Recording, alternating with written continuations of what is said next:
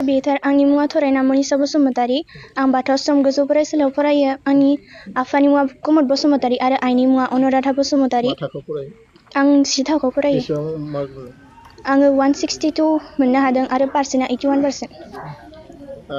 आगोलनि समावबो पास जाबोखादोंमोन सार आं क्लास 9 आव टपार 1 आव दंमोन। नोंनि एमआ मा? आंनि एमआ एबार मेट्रिकआव मोजां रिजाल्ट खालामनाय। फिउचाराव मा जानो सानो? आं सासे डक्टर जानो सानदों। नोंनि बिमा बिफाया माबायदि मदद होयो? आंनि बिमा बिफाया आंखौ फरायनायाव थुलुंगा होफैबाय थायो मोजाङै फराय होननानै ओमफ्राय नांगौ मुवा बेसादफोरखौ बायनानै होफैयो। जे नोंनि जाफुंसारनायाव नोंसिनि फोरोंगिरिफोरनि माबायदि बिहोमा दं?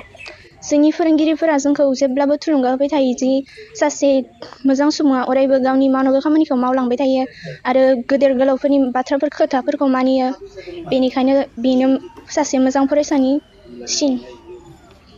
मा बाबाया मा मावो? जोंहा आफाया सासे फोरोंगिरि आरो आइयाबो सासे फोरोंगिरि। बिदा फंबाय साबेसे? जोंहा सासे आदा दङ। नों सासेल'? सार। मिथिसार स्वर्गियारि आं बाथौ आश्रम गोजौ फरायसालिमा दागादनि 10 थाखोआव फरायो। आङो दाख्लै 2014 मायथाइनि एबसुआ खुंजानाय सेन्ट्रेल टेलेन्ट सार्च एग्जामाव सेथि मासिखौ 169 नम्बर लानानै आवग्रिनो हादों। आंनि बे जाफुंसारनायाव जोंनि फरायसालिनि फोरोंगिरिफोरनि आरो आंनि आइ आफामोननि बिहोमा दं होनना आं सानो। न'आव बेसेबां घन्टा फरायो नोंथाङा? आं न'आव सानफ्रोमबो 10 घन्टा फरायो। मा बाबामोना जोबोद मदद होयो? थुलुंगानाय होयो आंनो। मा मावो मा बाबाया?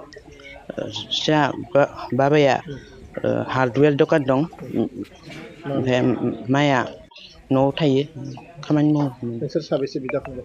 जोंहा आब' सासे दं ओमफ्राय आं सानै। नैबे टेलेन्ट सार्चआव जेरैबायदि रिजाल्ट लाखिदों मेट्रिकआव साबसिन रिजाल्ट लाखिनो हागोन होननानै आसा खालामो? खालामो आं टप 10 आव आवग्रिनो नाजागोन। नोंनि एमआ मा? आंनि एमआ IAS अफिसार। मोजां बर' आं थाखोसेयाव फरायो। आं बाथौ आश्रम गोजौ फरायसालि मेदाखराव फरायो। आं नै दाख्लैसो जाखांलांनाय टेलेन्ट सार्च एग्जामाव पास जानो हादों। बेसेबां नाम्बार मोननाय?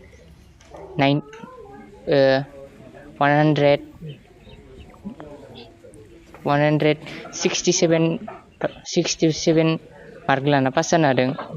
आं दा जोंनि फरायसालिनि सार नोंथांमोन आरो आंनि बिमा बिफानि नाजानायाव आं पास जानो हादों।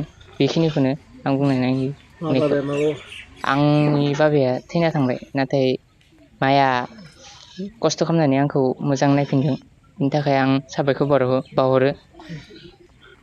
जे बेफोरबायदि आनजादाव नोंथाङा उथ्रिसारबाय इयुनाव मेट्रिक आनजादखौ माबायदि रिजाल्ट लानो सानो? आं दा मोजां रिजाल्ट लानो सानदों। 95 मार्क लानो सानदों। दा आं नाजागोन बेखिनिखौ लानो थाखाय। नोंनि एमआ मा? आंनि एमआ आं सासे इन्जिनियार जानो सानदों। बिदा फंबाय साबेसे दं? जोंहा बिदा फंबाय गैया नाथाय सासे बिनानाव सासे दं।